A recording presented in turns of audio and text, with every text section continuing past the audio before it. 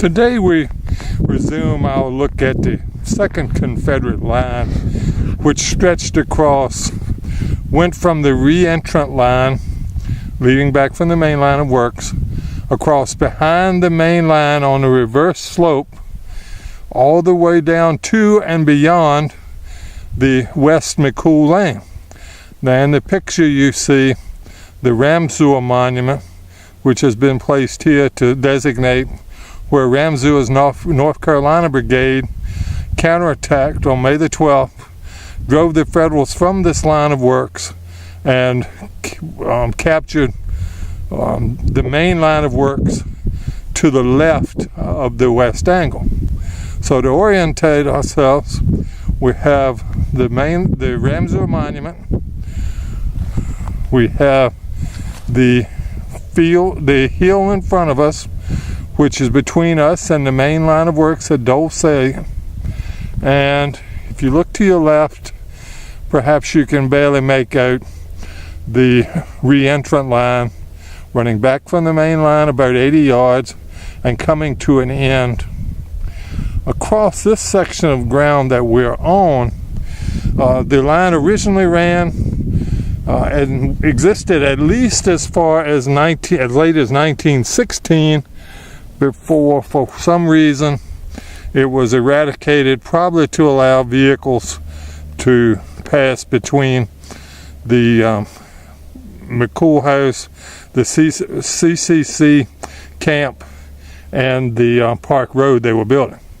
So let's proceed on our look at the second line. You can see in front of us where it ends today, and we will proceed down that line. Again, this line was built prior to May 10th by Rhodes Division, and surely there were some people in it, artillery behind it at various times, but it was built to support the line at Dole, Salient. So now we come to the beginning of the trench. You can see the parapet in pretty good shape. Now, it is hard to like here is something that is hard to tell.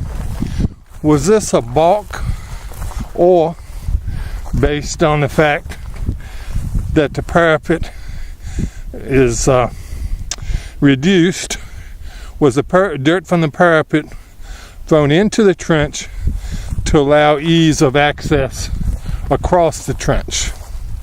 That would be my guess, by the way. So the line is running forward, following the contour line of the hill.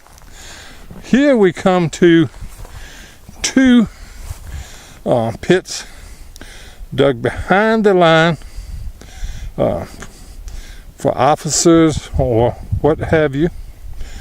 Again, the line begins to curl back. We have another place where probably the parapet shoveled into the ditch to allow access across the ditch. So, but notice how we are on the reverse slope, so they would not have had a direct line of fire at Federals attacking the main line.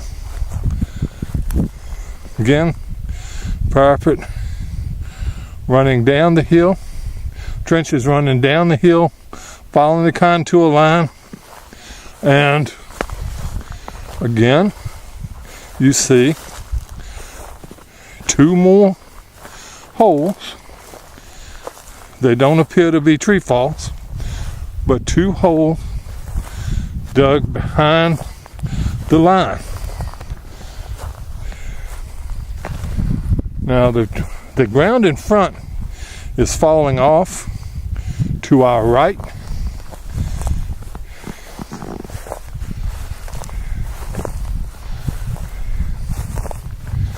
And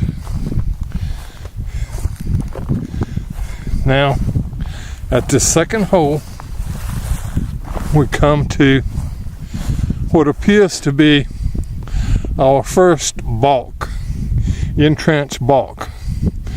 Now, this line was certainly not dug all the way across the field prior to the 10th. On the afternoon of the 11th, around 2 o'clock, the Confederates dug a series of rifle pits across behind the Stonewall Brigade. And I believe, though, that was to our right. But again, you see the trench juts out and then back, creating a mini salient. And we'll walk up to that. But again, trench in very good condition out in the field, despite years of mowing. And another balk, creating a bay. The only one we've seen so far.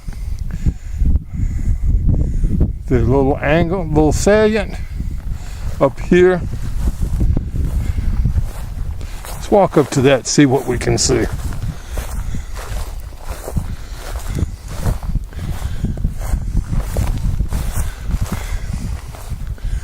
Now this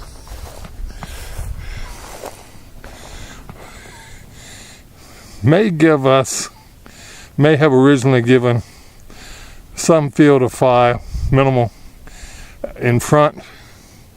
And you can see again, though, it's on the reverse slope.